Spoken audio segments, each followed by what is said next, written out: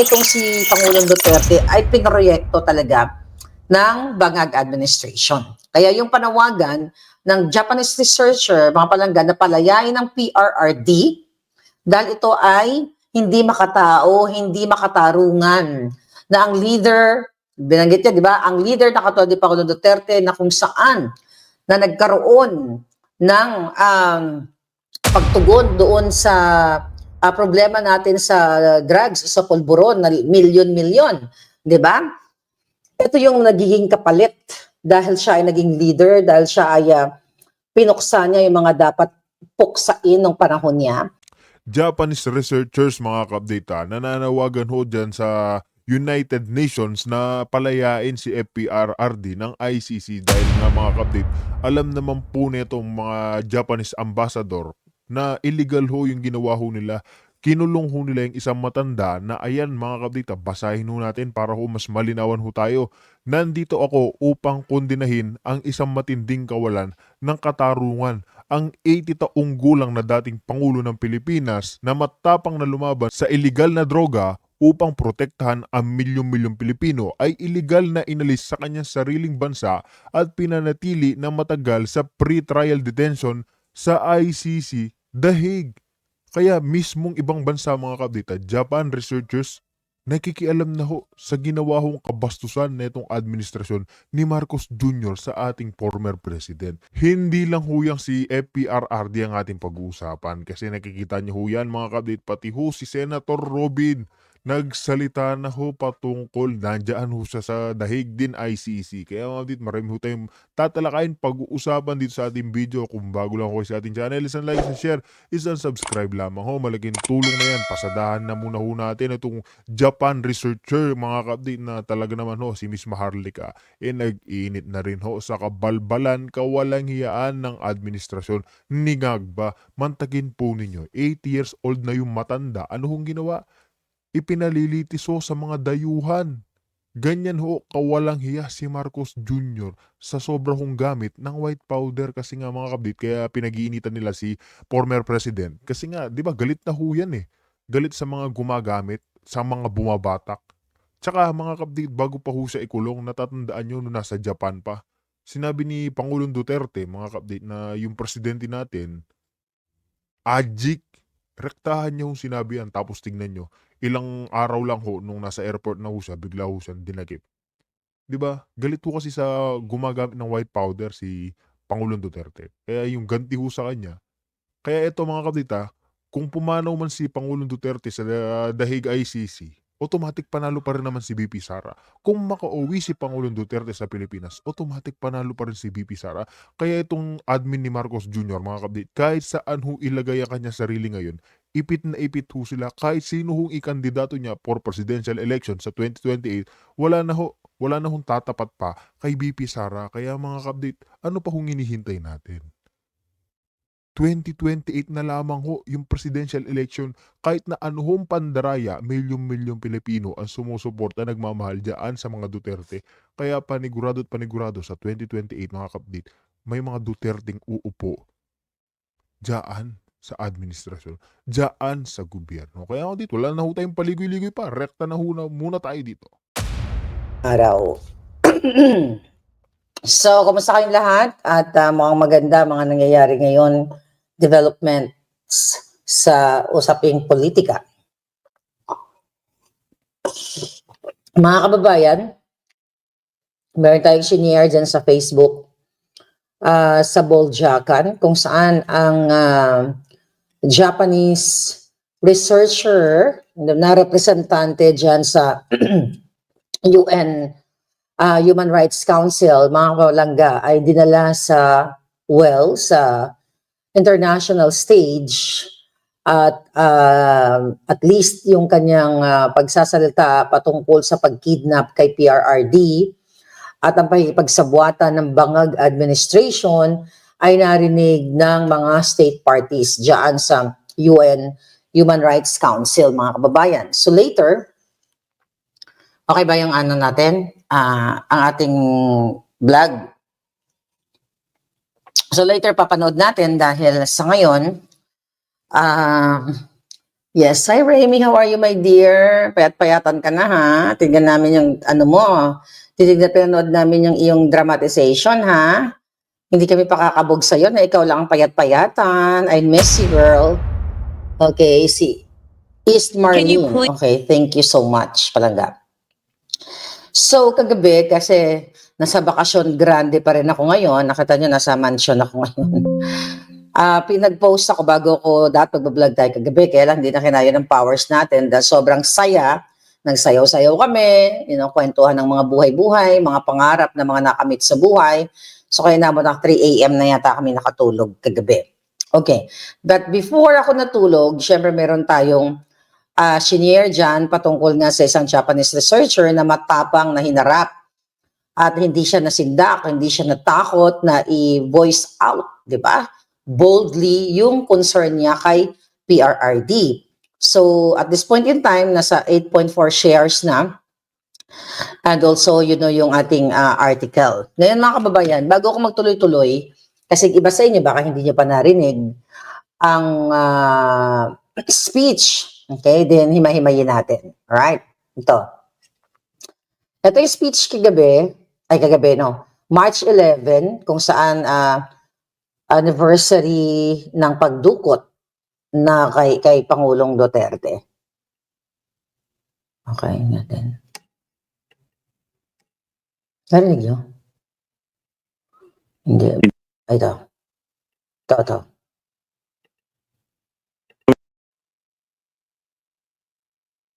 Ba't ganyan? Ba't tayo magsalita? Ayan, o. Yan ay... Okay, wait. What the heck? Ay, magsalita. Narinig niyo ba, mga girls? Okay, kung hindi niyo narinig yan, dito na lang sa phone ko. Okay ba yung tunog ko dyan, mga palangga? I love you too, Oli. Dito na lang. I don't know what's going on. Nobody could go on to tell the 80 years old. I now give the floor to the representative of the International Career Support Association. Thank you, Mr. President. I stand here to denounce a grave injustice. Locally good law to tell the 80 years old former president of the Philippines who bravely fought illegal drugs to protect millions has been unlawfully removed from the homeland and held in the prolonged trial detention by the ICC in The Hague. This is a critical persecution and not justice. The current administration extradited him without due process, bypassing Philippine courts and violating national sovereignty. He was extradited without any due process. Incidentally, since March 11, 2025, exactly 1 year ago today, this elderly leader has endured detention, separated from family and serious health issues. Global rallies and protests in The Hague and throughout the world demands the interim release, which has been unlawfully denied by the ICC 3 times. This over 1 year pretrial detention raises profound question about compliance with the norm statutes guarantees of human treatment and speedy trial. It is an affront to human dignity and the abuse of international justice for political ends. We urge this council to demand humanitarian review and interim release of President Duterte. Justice must be fair, not a weapon against the people. The majority of the Filipino voice will not be silenced and depressed. Thank you very much. Okay, nakita nyo? So, hindi lang hindi lang tayo, mga kababayan, ang nakakakita ng ginagawa ng Bangag administration. Magpasalamat tayo at least yung Japanese researcher, and I believe majority sa Japan, and congratulations din sa mga Japan DDS supporters dyan. For sure, may mga contribution kayo dyan dahil nagpapakita kayo na pagmamahal nyo kay PRRD at against pag disgusto ninyo sa ginawa ng pagkidnap sa kay Pangulong Duterte. So, pinapakita dito, mga palangga, na hindi lang tayo mga Pilipino ang nakakapansin ng injustice, kundi even yung ibang mga lahi. So, dito napatunayan natin na dinala ni pangalan nito ng Japanese researcher, si Fujiki, na kung saan na, hey, di ba? Kailangan nyo i-review yung ginagawa dyan sa ICC. Kumbaga, inano niya pinukaw niya yung damdamin ng mga nagtulog-tulugan na mga bias or maybe, well, bias o yung mga nabayaran dyan sa ICC na Ayan, tulad do lang ng sinabi ni Spock sa Roque, mga kabdit, kaya hindi ho binibigyan ng interim release si FPRRD kasi nga ho, oras na makawala si FPRRD dyan sa kamay ng ICC, mawawalan ho sila ng trabaho, mawawalan ho sila ng sahod. Ganun lang ho kadali yun. Kaya hanggang ngayon, tignan nyo ho, mga kabdi, kaya na illegal ho yung ginawa ng gobyerno ni Marcos Jr. Kahit na mali-maleta ho ang isinampal dyan sa ICC ng gobyerno, hindi ho nila pinapakawalan. Kasi nga ho, oras na pakawalan ho nila si FPRRD o bigyan ng interim release, mawawalan ho sila ng trabaho. Diba, mismong ibang bansa, Japanese researcher na mga nagsabi, mga kabdi, na hindi naman tama yung ginawa kay FPRRD. Illegal. Pero may say ho ba yung ICC? Wala ho. Kasi nga ho, oras na pakawalan ho nila si FPRRD, ayun nga ho, matatanggalan ho sila ng trabaho. Isa pa, binibigyan ho sila ng mali-maleta ng gobyerno ni Marcos Jr. Paano ho nila papakawalan? Diba? tinitignan namin kayo, nakikita namin kayo. Kasi, mga palangga, hindi na lang tayo yung nagsasalta ng mga Pilipino tungkol dito sa kung kinidnap ba si PRRD. Kasi functioning naman yung ating justice system. Alam naman natin yan. Dahil, di ba, paulit-ulit na nakikita naman natin na ang ating korte, hindi pa naman nag-collapse ang ating justice system. Although, syempre, yung Bangag administration ay talagang nakipagsabuatan talaga pa dyan sa ICC. Nakita naman natin na inilabas sa mga ebidensya, mga maleta-maletang pera na binayad o binayad kay Trillanes based dun sa 18 na mga sundalo, na mga matatapang na sundalo at mga marine na kung saan pinatotohanan based doon sa kanilang mga initial na mga ebidensya, pictures, yung mga delivery na ganyan, na talagang itong si Pangulong Duterte ay pinroyekto talaga ng Bangag administration. Kaya yung panawagan ng Japanese researcher, mga palangga, na palayain ng PRRD dahil ito ay hindi makatao, hindi makatarungan, na ang leader, binanggit niya, di ba, ang leader na katulad ni Pangulong Duterte na kung saan na nagkaroon ng pagtugon doon sa problema natin sa drugs, sa pulburon na milyon-milyon, di ba? Ito yung nagiging kapalit dahil siya ay naging leader, dahil siya ay pinuksa niya yung mga dapat puksain ng panahon niya. So kaya we're Isa pa, mga kabit, yan ho yung ganti nila kay FPRRD kasi nga ho, kilala naman na ho natin si Pangulong Duterte na galit ho yan sa Coca-Cola, sa white powder at walang iba. Diyan nga kay Marcos Jr. Di ba, nasa PIDEA pa ho yan yung pangalan ni Marcos Jr. Nasa listahan ho yan ng mga, alam niyo na, yung mga gumagamit. Sinabi na ho yan ni FPRRD, pinaglalantad niya ho. Pero wala naman ho naniniwala sa kanya noong mga panahong iyon. O tignan nyo, lahat na sinasabi ni Pangulong Duterte, nagsisilabas ho ngayon. so happy dahil nagsalita yung ibang mga lahi na kailangan palayain na, kailangan sa lalong madaling panahon, immediate release, sabi nga niya, at hindi makatarungan yung ginawa dito kay PRRD. Imagine niyo mga kababayan, kinidnap nila, okay? Kinidnap nila ang PRRD, but they talk about human rights. Di ba? UN, ano nga yun UN Human Rights Council and also ICC. Ang kanilang layunin is to protect, di ba, ang mga human rights violation. Pero sila mismo ay violate nila ang human rights ni PRRD na hindi dapat siya kinidnap o pinadukot dahil nakipagsabuatan ang Bangag administration. So malinaw na binoljak talaga ng Japanese researcher ang Bangag administration dahil harapan tahasan niya na talagang sinasabi doon na ang administrasyon, of course, kayo na pa ba administrasyon ng Bangag, na sinasabi niya na, kumbaga, binoljak niya sa international stage. Okay? Na ang administrasyon ng Marcos Jr. at ang ICC ay hindi makatarungan yung kanilang ginawa at dapat sa lalong madaling panahon ay i-release na ang Pangulong Duterte. Kasi ano yung sa nakikita natin, di ba? international humanitarian law, 'di ba? Sinasabi nila to protect the humanitarian rights chuchu ng bawat tao, pero at least sabi ko nga ngayon mga kababayan, nakita natin na mismo ang Japanese researcher o iba pang mga lahi na sinasabi na political persecution talaga ang ginawa kay Pangulong Duterte. Okay? So may impact ito ha. Somehow ma-alert itong mga ulol dyan sa ICC. Kasi mga kababayan, state party ang Japan. One of the state parties ang Japan. So, pwedeng maapektuhan yung, yung financial, nila, what do you call it? Financial contribution or, donation sa mga julul na yan. We'll see.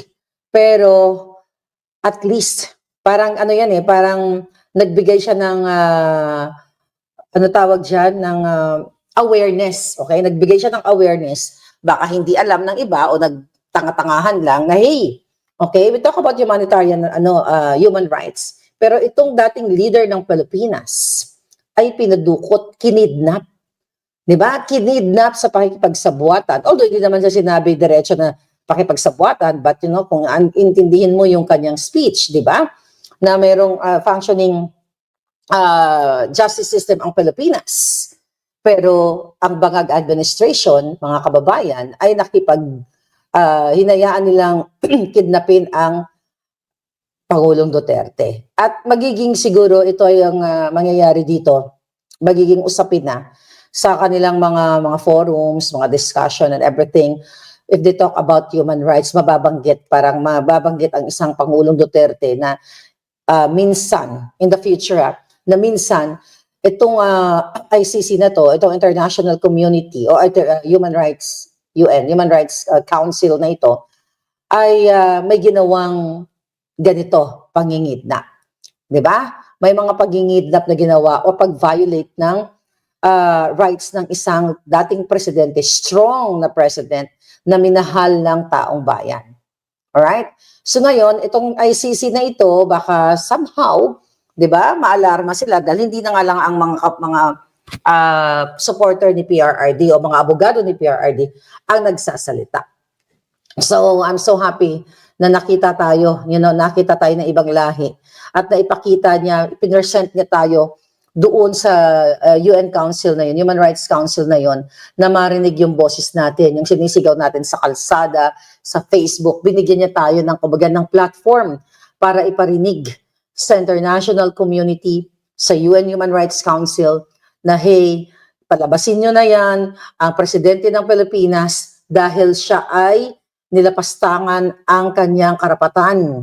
Okay? Ito ay pinulitika, kaya nila pinadukot. So, dapat natin to, echo natin to mga palangga.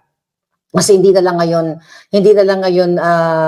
yun nga, sa Pilipinas o mga Pilipino ang nagsasalita, kung di pinag-uusapan at dinidebate nila ngayon dyan sa, sa UN. For sure, after niya magsalita noon, talagang napukaw niya yung damdamin or pwede nila i-review talaga, mape-pressure, okay, mape-pressure ito mga julul dyan sa ICC, mga kababayan, na ang ginawa nyo kay PRRD ay pangingidnap. Malinaw na pangingidnap, hindi lang sa mata ng Pilipino, kung hindi sa mata ng mga Japanese at iba pang mga lahi na ang Bangag administration ay kinidnap si Pangulong Duterte, pinulitika kasi natatakot sila sa pangalang Duterte dahil ang totoo, ito pa rin ang minamahal ng tao. 2028 election, di ba? Kinakabahan na sila dahil sabi nga ni Inday Sara, mga kababayan, yung mga atake sa kanya na personal, parang okay lang sa kanya i-take in yun eh. Pero yung mga ginawa na pagnanakaw ng Bangag administration, mananagot sila. Diba? Yun ang parang statement ni Inday recently, kahapon ba yun? Kaya may hagupitin yan si Inday Sara. Kasi yung ginawa nila na pagnanakaw, lahat ng kababuyan ay sa taong bayan.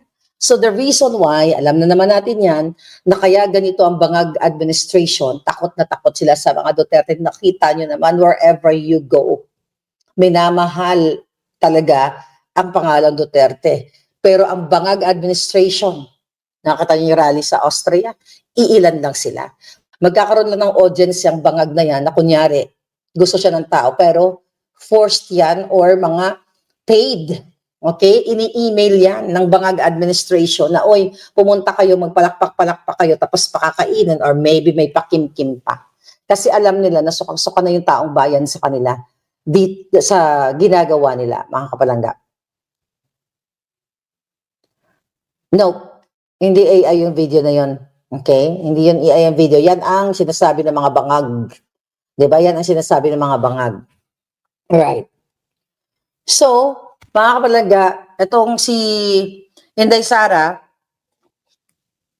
nakita nyo naman na talaga pinupuksa siya. Pinupuksa siya.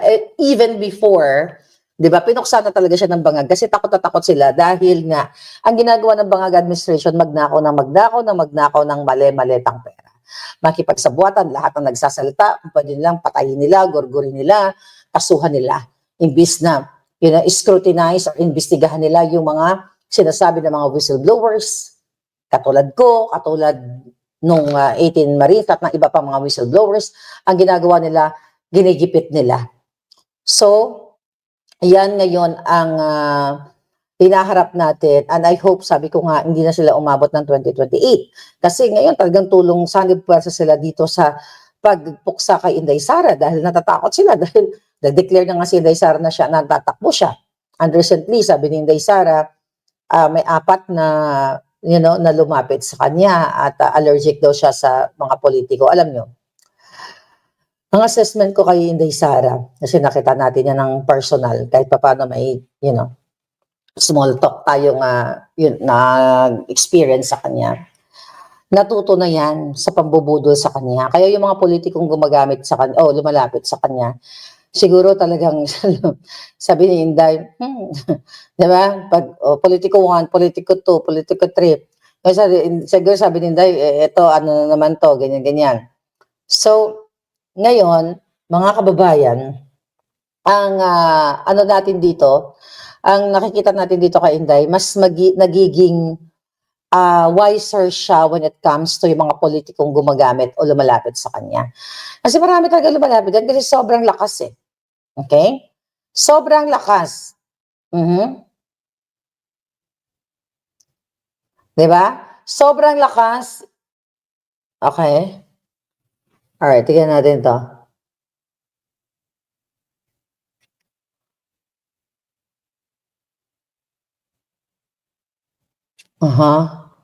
Yes, thank you Palangga. So, sobrang lakas ni Inday Sara. Pero may nakikita tayo dito.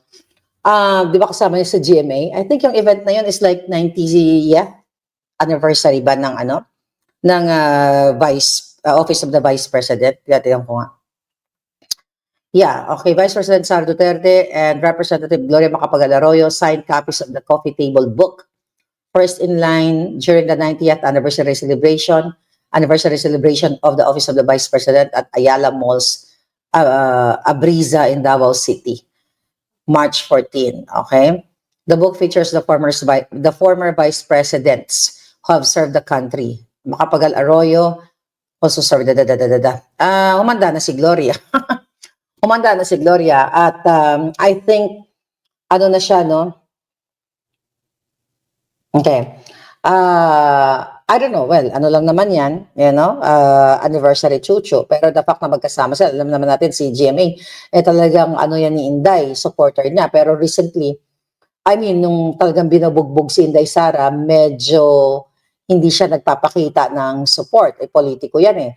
And di ba, napupunta pa siya sa mga event-event ni Bangag, nakikipagplastikan pa si GMA. I don't know kung anong usapan nila ni Inday Sara, but kung si GMA ay talagang tuloy-tuloy na nakadikit na dyan kay Inday Sara dahil mag-election na uli, 2028, at talagang magpapakita siya ng 100% support na kay Inday Sara, kumusta naman yung anak niyang si Luli Arroyo sa Austria na inappoint ni Bangag bilang ambassador. Remember, sinabi ko yun sa inyo na nakiusap lang si Luli Arroyo, according to our puting ahas, na wag muna magnangabels or mag-say something si GMA laban sa mga bangag. Kasi nga, gustong-gusto ni Luli Arroyo yung pwesto niya as ambassador sa Austria. Sa mga hindi nakakaalam, inappoint ni Bangag si Luli Arroyo. Baka siguro yan ay kapalit para manahimik si GMA, which is, yan ang ayaw ko sa politics na nakakalungkot na dahil inappoint yung anak mo, kakampi mo si Sara, binakbakan ng since 2024, 25, playing safe ka. 'Di ba? But again, it's Inday Sara's, ibigay na natin kay Inday Sara, mga palangga. Yun, mga kababayan. So, good luck pag nalaman natin na tinanggal yung anak ni Gloria Macapagal Arroyo bilang isang ambassador, alam nyo na. Okay? So now, mga kababayan, wait a minute. 14, tingnan natin to. Okay.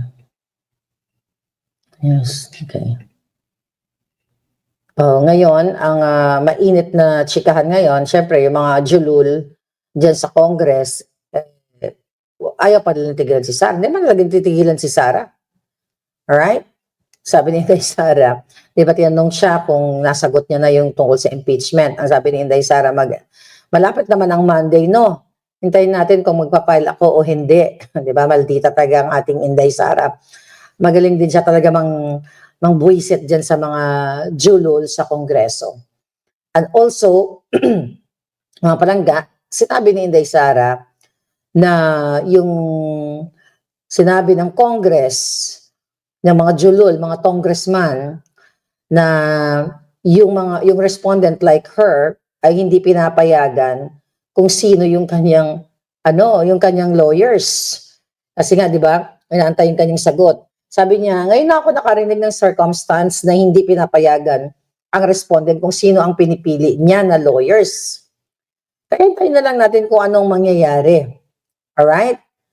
And of course, tinanong din siya about dun sa mga 18 na mga sundalo at marine tungkol sa mga mali-maletang inilabas nila na binayad sa mga tiwali. Okay? Kay Bangag Jr., alam niyo na mga pangalan, kay si Erich Sylvester, kay De Lima, kaya sila gigil eh. Kay Trillanes, di ba? Kaya sabi ni Inday, antayin na lang natin na kunan natin ng pictures, tapos ilabas na naman natin yung picture, tapos ilalabas na naman natin kung mayroong bagong maleta. Alright? So baka mayroon ng mga hawak si Inday. Baka may hawak pa yan. Okay, hindi natin alam. Baka, we'll see. I hope ilabas na nga lahat ng hawak ng mga Marines na yan at si Zaldico. Sana talagang si Zaldico ay maglabas ulit ng panibagong bomba. Alright? Kasi sa nakikita ko, may mga pinapakalat na sila kay Zaldico, di ba? May mga pinapakalat silang mga fake news labat kay Zaldico na nakahuli na raw, o nagurgur na raw. May mga ganon. Talagang gawa-gawa yan ng mga bangag. So, gawin talaga natin, wag natin puspusan, everyday talaga dapat puksain itong mga to hanggang sa, kasi hindi pa napupuksan ng bulate. Hindi pa napupuksan ng bulate mga walang hiya. Okay? So, dapat puksain sila everyday. Kasi sobra na. Okay? Sobra na yung ginagawa nilang pagnanakaw sa kaban ng bayan. Alright? Okay.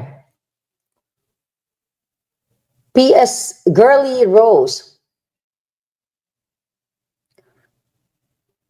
Okay. Marami, yes. Marami talaga ngayon na pumuporma na. Okay? Marami na ngayon pumuporma kay Inday Sara. Kaya, ang natin kay Inday Sara, alam na ni Inday yan. Di ba? Alam na yan kung sino yung mga manggagamit. Ganun nga talaga sa politika. And I hope yung mga lumalapit sa kanya, ipuksain niya agad. Puksain niya kaagad, di ba? I-turn down niya kaagad kapag ito ay gagamitin na siya. For sure, hindi na yan magpapabudol muli. Sobrang na talaga ang kademonyan. At ngayon, tignan ninyo, ano nangyayari? Kumusta kayo dyan sa Pilipinas? Dahil ang giyera mukhang magtatagal pa. At ang sabi nga, di ba you only have 59 days? Diyan sa buffer or sa stock ninyo sa sa fuel. So saan pupulutin ng Pilipinas? Sabi ko nga kahapon, naputol tayo, tumataas ang presyo ng bilihin. May mga nag-hoard, yung mga kawatan at yung mga may pera, yung mga negosyante na they can afford to buy isang truck na bigas para sa family nila. Sila lang. Kawawa kayo ng mga mamamayan na nabubuhay lang day by day. Diba? Yung mga day-to-day, ninyo, yung mga trabaho ninyo na sumisweldo lang kayo every day or every week. Like mga tindera, construction worker, or even mga nag-o-office na maliit lang yung mga sweldo. So kayo talaga kawawa, wala kayong savings. Wala kayong dudukutin, hindi man lang kayo makabili ng isang kaba na bigas, hindi man lang kayo makabili ng isang cart na delata, just in case.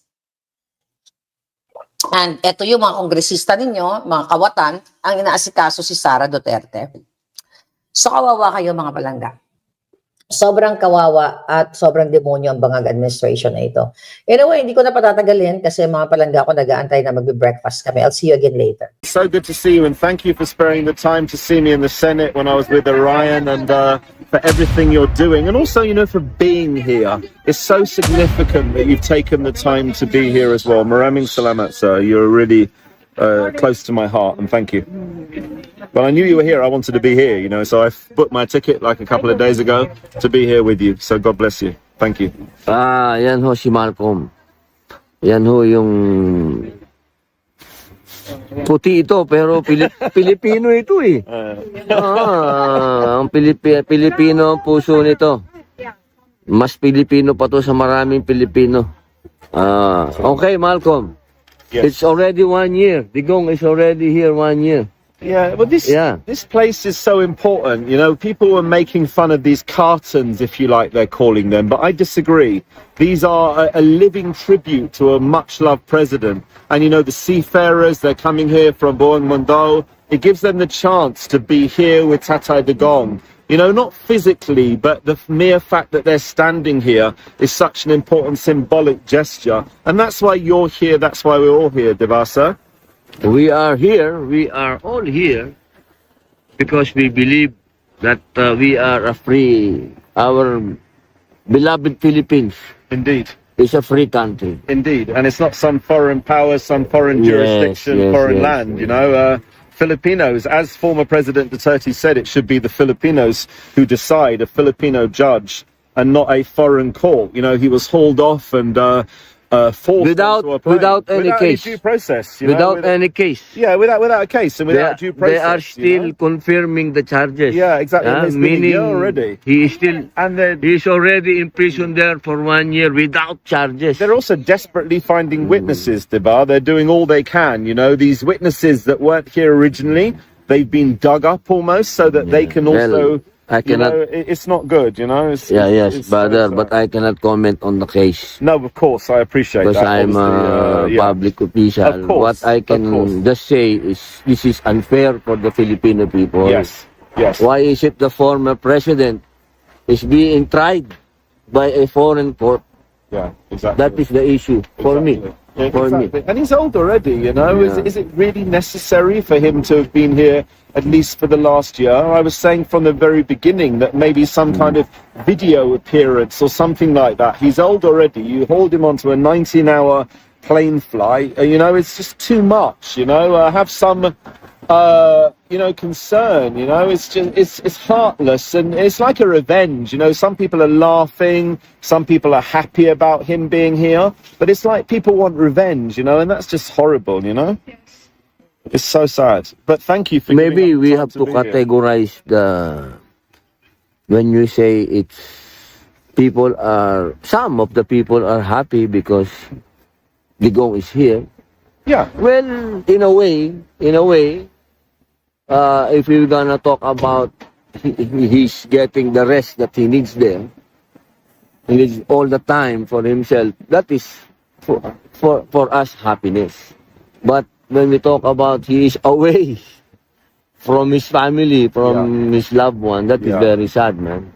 it's And tragic. alone there. It's tragic, and his family are having to come here to see him, His, also, of course, his son, Sebastian Duterte, Mayor of Davao, but yet he needs to come and see his father for the vice president.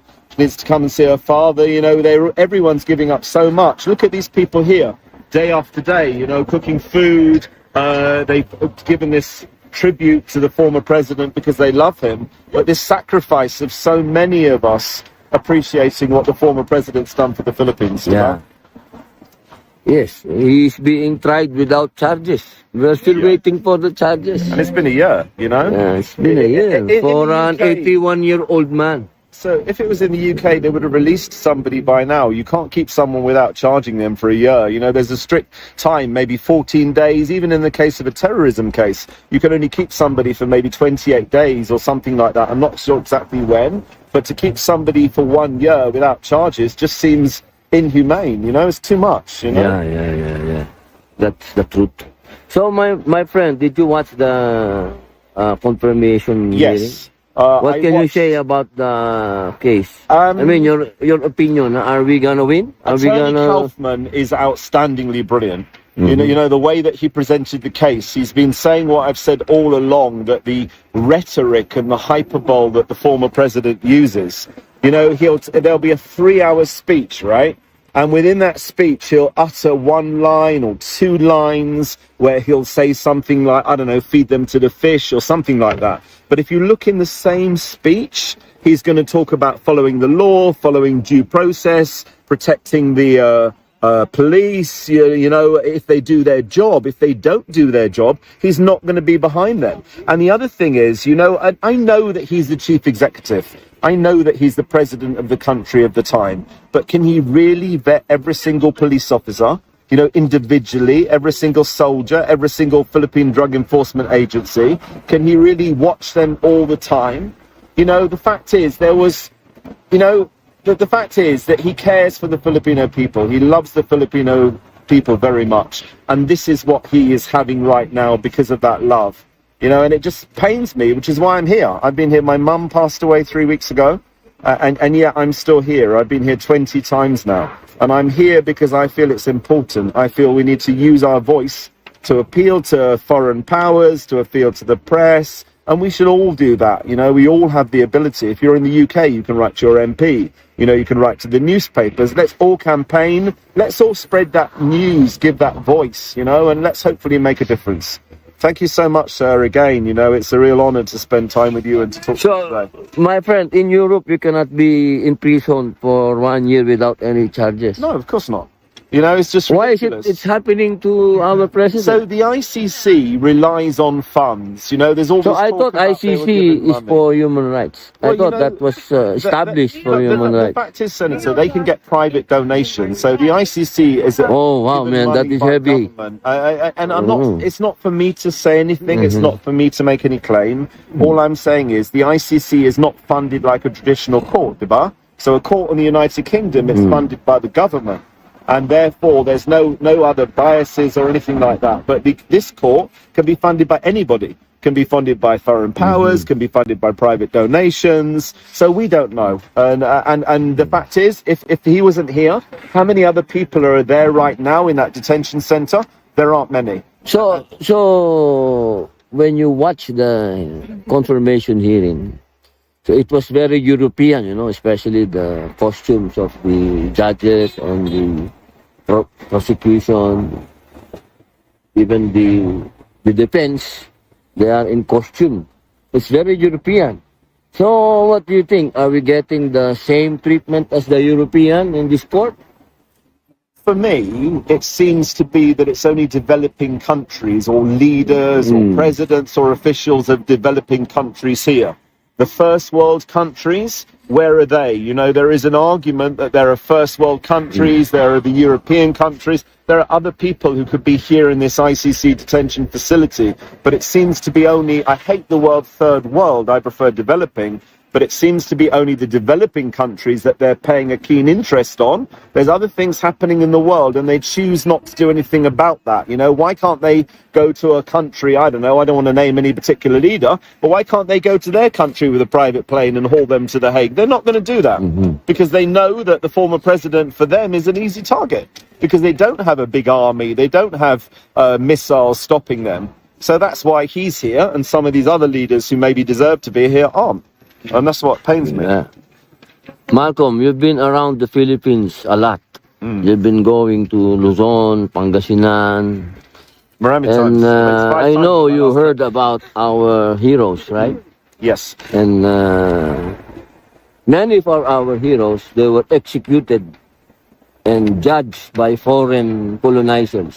And one of those is, well, Doctor. Rizal. Dr. Jose Rizal. Well, technically, he was shot by a Filipino Yes. because the Spanish was behind But them. under the Spanish control, right? So Yeah. it was the Spanish who were behind. Gabriela Silang, Sakay, you know, Yeah. they were executed and judged by foreign, the colonials. Even though with Sakay, he was judged by Filipino justices, but of course under the orders of Yes. Yeah. yeah of American course. colonizers. Well- So what I'm saying, when they put Tatay Digong here, so that made him, his class, his level is with our heroes A already. national hero. There's no doubt about it, you know, yeah. because all he wanted to do was stop people taking drugs, right? So all the rhetoric he used was to scare drug addicts. I'm not sure of the exact number, but I believe maybe up to 1 million people surrendered from illegal drugs as a result of his presidency. Yeah. And not only that, crime massively decreased, right? And if you look at the official figures of the Philippine National Police, I believe there were 7,000 deaths within legitimate police operations. But with this 30,000 figure, are there 30,000 death certificates? Have there been 30,000 autopsies? I'm not saying that there weren't deaths that shouldn't have happened. And I'm not saying that, for example, in the time of President Duterte, if you wanted to kill somebody, you could kill them and write addict on their clothing or something. But that doesn't mean the former president did it. How many people have witnessed the former president pulling triggers, killing anybody? I don't think anyone has witnessed that. So what they're doing is they're searching for witnesses as hard as they can find to try and build up a case. Before you arrest someone, you have a case. In this case, the ICC have built up a case after they've arrested them, and they're fishing around for more evidence to try and build up even more of a case. And to me, that's wrong. And I know you can't comment as a senator of the Republic of the Philippines, but I'm giving you my opinion, sir, and I know you're listening intently. What is very clear, my friend.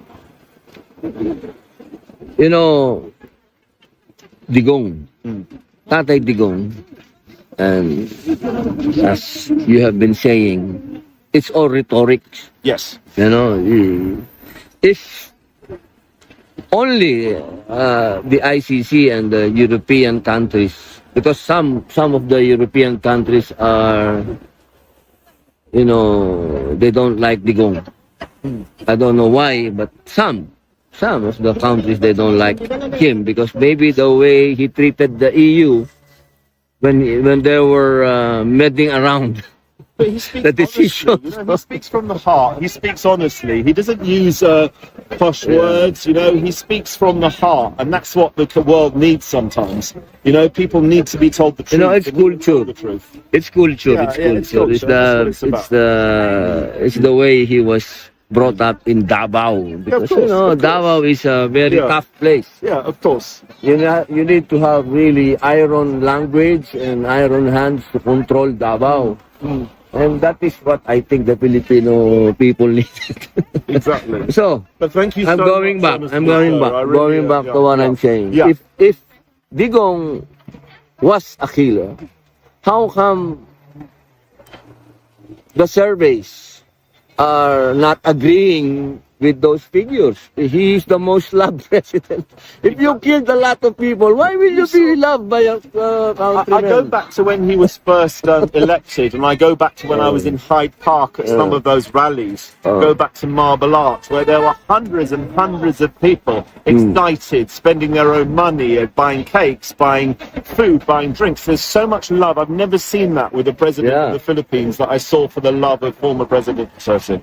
Because she is loved. Yeah, of course. By the people. Well, by why? OFW, Sabong Yeah, Mundok. it's- The European courts, they have to analyze that and realize that how can you be a criminal or a killer if your people love you?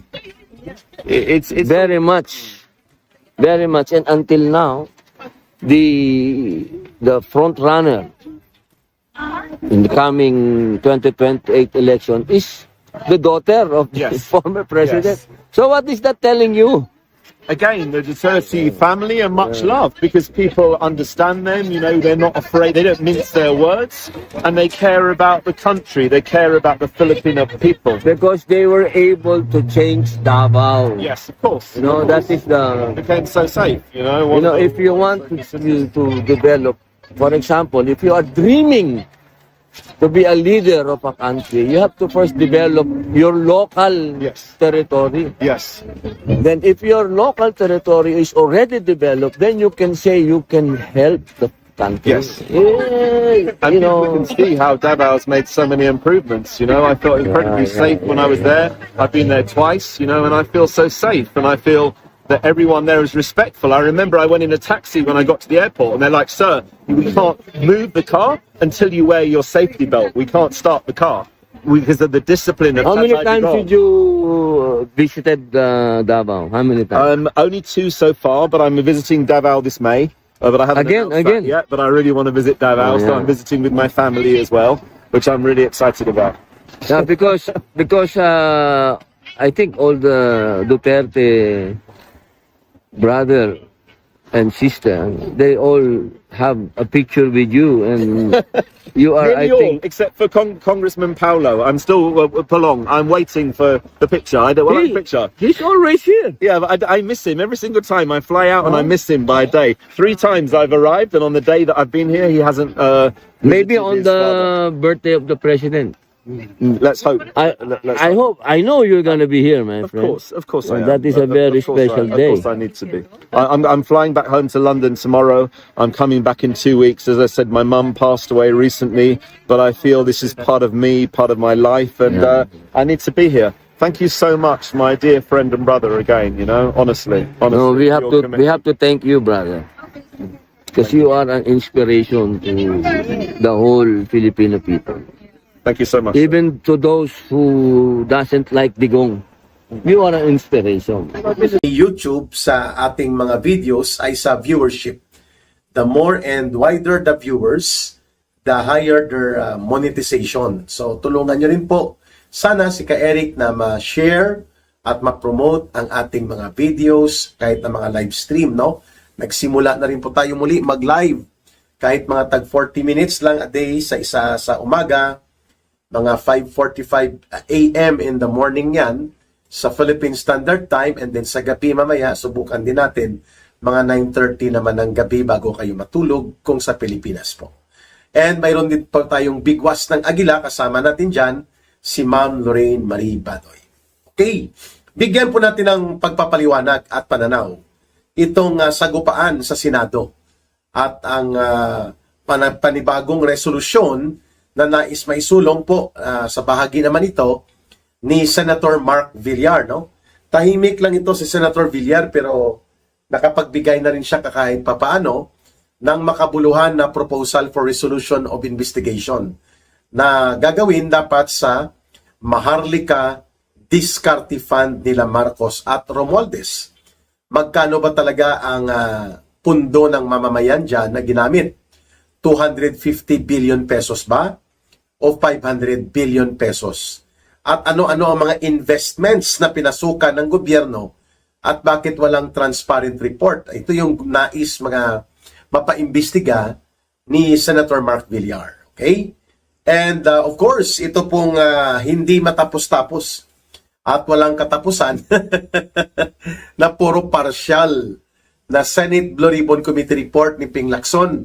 Out of the 9 members ng Senate Blue Ribbon Committee, 4 lang po ang pumirma sa partial report na ito na kinabibilangan ni Ping Lacson, ni Risa Hontiveros, ni Bam Aquino at ni Kiko Pangilinan yata. The rest, wala po, no? Hindi pa nagpirma sapagkat hindi pa kompleto. How can you sign something na hindi po kompleto at wala naman sa tamang direksyon? Mantakin mo yung mga key witnesses, no? Ayaw po ni Ping Lacson na ito ay maipatawag at magkaroon ng makabuluhan at patas na investigasyon. For example, ang maglolo o magtiyuhin na undersecretary dati ni Marcos at bagman runner niya na binibigyan niya ng instructions kung papaano di umano ang pagbubudega ng pinartidahan ng mga kinulimbat, dinurubo at kinurakot na pera. I'm talking about Undersecretary Adrian Bersamin, no? Naging bagman runner ni Marcos, kasama ang isa pa na si Undersecretary Jojo Cadiz. Pinangalanan po ito ni Congressman Saldico na mga direktang bagman operator ito ni Marcos at kumukumpas din sila o kumukutong din, most likely, kasama si dating Budget Secretary Amina Pangandaman at si Executive Secretary Lucas Bersamin. Itong mga top-level officials ni Marcos, no, na nasasangkot kung paano ginawang sindikato at estafa ng mga insertions, allocables, at mga ghost infra projects, lalo na sa flood control, ang budget 2023, 2024, and 2025, lumalabas pong mga pangalan na ito. Undersecretary Jojo Cadiz, nag-resign ito, and nowhere to be found ngayon. Undersecretary Bersamin, nowhere to be found, pero sinasabi din na nagbigay na ng mga salaysay niya at ng ilang mga digital copies ng kanyang conversation kay Marcos Jr. hinggil sa deliveries ng mga pera by the billions of pesos na tumutugma naman dito sa binabanggit ni Saldico at ng dating mga sundalo na ngayon ay lumalabas na mga 18 new witnesses. Ayaw ipatawag ni Ping Lacson po ito, si Lucas Bersamin na lolo nito or uncle na naging executive secretary ni Marcos. Ganon din po si Amina Pangandaman. Sa apat pa lang na ito, busog na ang taong bayan. Sa impormasyon na pwede pong makuha o ma-extract mula sa kanila, sapagkat alam naman po natin na pinipilit ni Marcos na sila ay patahimikin o manahimik na. Itong si Jojo Cadiz, si Adrian Bersamin, si Lucas Bersamin, tsaka itong si Amina Pangandaman. May isa pa dyan na ayaw pang tumuga pero pinakasuhan na siya ni Marcos at isinakripisyo na, no? Kasama yata ito sa mga grupo nila Undersecretary Bernardo. Si dating DPWH Secretary itong Kulukoy na si Manny Bunuan. Kasama sa kay Jinggoy Estrada, ang reklamong plunder and other crimes related sa korupsyon ay under resolution na or for resolution na sa Department of Justice, mga kababayan. Ayan. So, si Lacson mismo, na-trap siya sa kanyang pagiging hambog, no?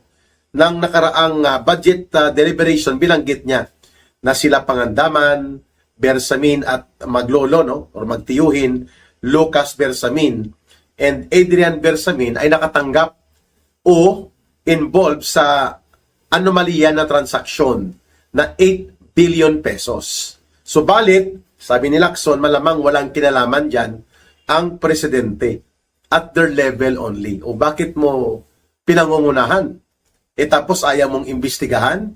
Baka ituro nga nila ng totoo na ang mga insertions na sinasabi ni Saldico na umiiral naman talaga, and even Ping Lacson, sinabi niya, upon records sa mga pagbubusisi, may 100 billion pesos nga na isiningit sa 2025 budget na wala po yon sa NEP o National Expenditures Program. So bakit mo hinuhusgahan na ang aligasyon o ang mga impormasyon na ikaw mismo nakatanggap ka ng ganong balita na mga mahigit 8 billion pesos po ang mga pondo na pinakialaman di umano nila Lucas Bersamin, Adrian Bersamin, Jojo Cadiz at itong si Amina Pangandaman. Hindi pa kasama, sabi ko kanina, itong malakihang sindikato rin nila Manny Bunuan ng DPWH at ng mga alipores niya. If Lacson and Tito Soto, who are the main players acting as special agents of Malacanang, wala silang itinatago, wala silang pinagtatakpan. Napakadali naman po patawag lang nila ito, ischedule nila ito, and isubject ang mga naturang individual na binabanggit ko, kasama na rin po yung 18 former soldiers. Wala pong time limit o wala po tayong time constraints kung ang pag-uusapan po ay ang pagbibigay ng tamang oportunidad na makapagsalaysay at mapailalim po sa pagtatanong at investigasyon ang mga naturang personalidad kasi magkakadugtong po at magkakatugma ang kanilang mga binabanggit at kung ito po ay mapagtagni at mapagdugtong din, makikita talaga na ang criminal trails of the mastermind and chief orchestrator ng mahigit 1.4 trillion pesos na pandarambong at sistematikong pangungurakot sa kaban ng bayan involving mostly ghost flood control projects na ito ay walang iba kundi si Marcos at si Romualdez. Pero ayaw ni Ping Lacson Kaya nga duwag, no? Tinatawag ito si Ping Lacson ng mga netizens, duwag. Walang paninindigan tapos magtapang-tapangan siya sa kanyang mga personal attacks laban kay Senator Marcoleta. China-challenge lang naman siya ni Marcoleta Wala pa tayong paghahatol o paghuhusga kung totoo o tama ang mga binabanggit nitong mga former soldiers na naging security staff o naging detailed security sa ilalim po ni Saldico. Wala pang ganong mga konklusyon. Nais lang natin mapakinggan kasi very serious ang kanilang mga sinasabi, ang kanilang mga inilalahad. Ngayon, ayaw ni Ping Lacson at ni Tito Soto dahil magkakagulo daw. Paano magkakagulo? Nandyan naman po ang mga senador. Nandyan naman po ang mga Senate security. Nandyan naman po ang mga pwedeng mag-augment like Philippine National Police na hindi magkakagulo kasi ang mangyayari niyan, sasabihin lang naman nila ang kanilang direktang kaalaman at aktwal na partisipasyon hinggil sa pag-deliver at mga pag-distribute ng mga kinulimbat at pinagnakawan na pera. At ganon din po sa bahagi ng magtiyuhin o maglolo na Bersamin at pati kay Pangandaman na dating DBM Secretary at pati po dito kay Jojo Cades among other personalities. Kaya nga naman po, very obvious naman dapat tanggalin na ito at palitan na o mag-resign na o kung hindi siya mag-resign, dapat makakuha po ng panibagong majority numbers sa Senado para matanggal si Ping Lacson dyan sa pagka-inutil at pagkaduwag niya sa pagiging chairperson ng Senate Committee on the Blue Ribbon. Kasi may interest siyang pinagtatakpan. May interest siya na pinangangalagaan. At ano po yun? Si Tito Soto po at si Ping Lacson ay mga beneficiaries. Nakatanggap po sila ng malakihang pondo mula sa delivery nitong mga Marines. At nandyan din po yan sa salaysay na inilahad ni Ginoong Adrian Bersamin, the way this material evidence or facts of the testimonies pertaining to revelations made by former Undersecretary ni Marcos, bagman runner niya, na si Adrian Bersamin, aabot po ng mga 9 or 10 billion pesos mula sa pinartida nila Tambaloslos at Marcos at nila Saldico na pera na pinagnanakaw sa taong bayan ang ginamit para punduhan po ang elections expenses nila Tito Soto at nila Ping Lacson at ng iba pa doon sa grupo ng kanilang senatorial campaign alliance na Alyansa sa Pagwasak ng Pilipinas. Alyansa sa Pagwasak ng Pilipinas. Mga kababayan, Ping Lacson was caught na naiihi sa kanyang salawal. No? Yun po ay salawikain. Yan po ay isang metaphor. No? Ibig sabihin takot na takot. Si Ping Lacson at si Tito Soto dahil may gusto silang itago at ibaon na lamang sa limot. Kaya nga, kung pwede nga lang sana na ang minority group na ang magpatawag ng committee investigation, pero unparliamentary po yun. Dahil wala po yan sa loob ng rules ng Senado at hindi po designated din yan as a committee ng Senado, kaya magiging parang usurpation yon sa function ng Senate Blue Ribbon Committee. Kaya ngayon pa lang din ay muli na namang nagsalita o magsasalita ang isa sa pinakamalaking religious organization na very influential sa kalagayan ng ating lipunan, ang Iglesia ni Cristo, hindi po sila natutuwa dito sa mga antics at diskarte ni Ping Lacson at ni Tito Soto na gusto nilang patayin at kitilin na ang buhay ng katotohanan na gustong dumaloy mula supposedly sa mga key and important witnesses na ngayon sinaraduhan na ni Ping Lacson sa kanyang Senate Blue Ribbon Committee. Aba, kung mag-asta siya, parang kontrolado niya na pribado niyang pagmamayari ang Senate Blue Ribbon Committee na hindi man lang isinaalang-alang ang opposing opinions ng iba pang senador na dapat buksan, palawakin at ituloy po ang partisipasyon ng pagsasalaysay at pag-iimbestiga dito sa mga key witnesses na ito. To include na itong 18 new witnesses na mga dating sundalo. Ayun.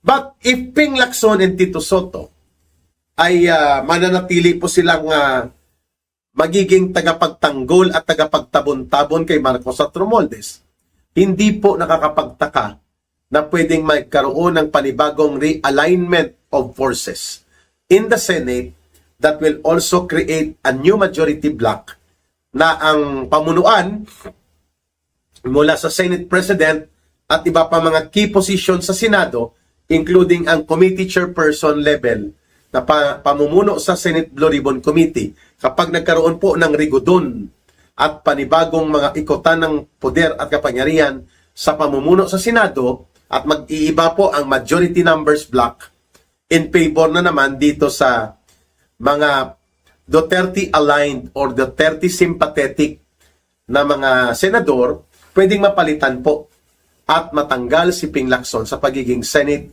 Blue Ribbon Committee chairperson at pati si Tito Soto. Abangan, sapagkat going by the day, the more na ganito ang ginagawa na pagtatabon-tabon at paglilihis, pagmamanipula ni Ping Lacson at ni Tito Soto sa Senado, the more po silang nailalantad at the more din po na namumulat ang taong bayan at iba pa na mga miyembro ng Senado na pwedeng magbalik tanaw sa kanilang konsyensya. Ano ba naman ito ang aking napasukan? Which brings us to the point na nagpapasalamat tayo na bubuksan na ang investigasyon kung sakali pong aprobahan at tanggapin ng Senado ang panawagan ni Senator Villar na dapat mabuksan sa investigasyon ang alas sindikato, mafia na uri ng operations nitong Maharlika Diskarte Fund. Napilit po ito ipinasa bilang batas no sa panahon ni Tambaluslos. Naging diskarte nila ito na magpinsan, no? Kinuha nila dyan at inilagay sa Maharlika Diskarte Fund, which is question ito ng International Monetary Fund at ng World Bank kung bakit ang pondo para sa mga magsasaka at mga mangingisda, manggagawang bukid, plantation workers at iba pa, na upang tulungan silang mapalago ang kanilang pang-ekonomiyang kalagayan at buhay, kinuhanan po ang Land Bank ng 50 billion pesos. 50 billion pesos. Dahil wala naman tayong surplus, budget deficit pa nga tayo, instead of getting it from the surplus, kinuha nila ito sa savings ng Land Bank na dapat para yan sa benepisyo ng mga magsasaka at mga magbubukid, mangingisda, no? At iba pang sa sektor ng agrikultura. 50 billion pesos sa Land Bank. At sa Development Bank of the Philippines po, 75 billion. So may 125 billion pesos po na inisyal na pondo ang Maharlika Diskarte Fund pero wala pang malinaw na pagpapaliwanag at report. Magtatatlong taon na po itong Maharlika Diskarte Fund pagdating ng June 2026. Kasi 2023 ata ito ipinatupad ang batas na ito.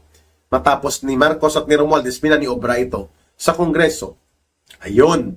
At ganun din po mga kababayan, maliban sa 125 billion, binabanggit din po ng Central Bank nagpasok din dito nang humigit kumulang ay mga 150 or 200 billion sorry, pesos. Kaya ngayon tinatanong ng mga kababayan natin, tinatanong ng mga kababayan natin ng mga mamamayang Pilipino, saan napunta? Ang 50 billion ng Land Bank of the Philippines, 75 billion ng Development Bank of the Philippines, at 200 billion almost sa bahagi ng Land Bank. At totoo ba na hindi umabot sa 500 billion pesos ang pondo ng Maharlika Discarte Fund? Bakit walang transparent report? Bakit walang audit sa kanila? Sapagkat lahat po ng pondo na ginagamit mula sa kabanang bayan, mula sa gobyerno, sa kauli-hulihang sintimo, pwedeng i-audit.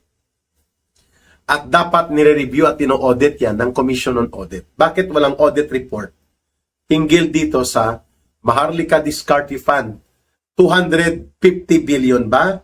O 350 billion o 500 billion pesos ang kabuang pondo na nailaga sa Maharlika Discarte Fund? So hindi yan masagot-sagot dahil walang report. Napakalaki pong perang ito. Kung ito ay 350 billion, kung hindi umabot ng 500 billion, malaki pa rin. No, mga kababayan. At ngayon, may mga investment exposure ito, ang Maharlika Discarte Fund, na hindi naman po positibo o umaangat. Like itong Asian Terminal Investment nila, minority shares dyan, napakababa ng IPO o ng purchase at walang kasiguruhan sa return. Ito ay operator ng mga container terminal. Ang tanong, ang Asian Terminal na ito, konektado ba ito kay Enrique Razon o hindi? Sinong nakinabang dito? Kung mayroong mga almost 4 billion pesos na investment dyan. At iba pa sa power and energy. Ano po ang mga nakinabang na mga negosyo na pinasukan ng bilyon-bilyon na kapital ng gobyerno through the Maharlika Discarte Fund? I think napapanahon po, tama lamang, at makabuluhan ang timing kung bakit binuksan na rin po ito ni Senator Villar so that at the Senate level, kung hindi ito mabubulatlat sa Senate Blue Ribbon Committee dahil duwag naman yan si Ping Lacson at si Tito Soto pagdating po sa katotohanan na pwedeng sumabog sa mukha nila at sa boss nila na si Marcos at si Romualdez, pwede naman pong ibang komitiba ang mag-imbestiga dito sa Maharlika Discarte Fund na lumalabas. There are questionable investments of how much? 50 billion pesos or mahigit pa na pera ng mamamayan, hawak ng Maharlika Discarte Fund, pero walang report, walang audit, walang evaluation, walang program direction na inilalahad po ng transparent sa buong sambayan ng Pilipino. Kaya maraming salamat na rin kahit papaano ay nagkaboses po at nanindigan si Senator Mark Villar dito sa pagpapaimbestiga at pagbusisi sa napaka-shadowy, no, puno ng dilim ng anino ang operations nitong Maharlika Discarte Fund na ito'y pagmamayari ng gobyerno at ng mamamayan at ang pondo dyan na napakalaki ay umaabot sa mahigit 300 billion pesos. Walang pagpapaliwanag. Anong exposure nito? Paano ito magbabawi? Paano ito kikita? At gaano ka-stable ito na hindi ito magkukulaps. At saan na ang naunang 3 taon na operations nito, may pumasok ba na income para sa gobyerno? Ang lahat ng ito, masasagot yan kapag binuksan na rin po ang hearing and investigation as well dito sa Maharlika Discarte Fund nila Marcos at nila Romualdez. Maraming salamat sa inyong panunood dito sa ating Ka Eric Celis Balita at Talakayan sa ating YouTube channel at sana po ay masubaybayan nyo rin ito at ma-connect sa mga platform that will enhance the viewership ng ating channel. At sa gustong tumulong sa ating advocacy center na Bangon Sambayanan People's Movement, mayroon po tayong numero na ginagamit, GCash line 0916-308-7710.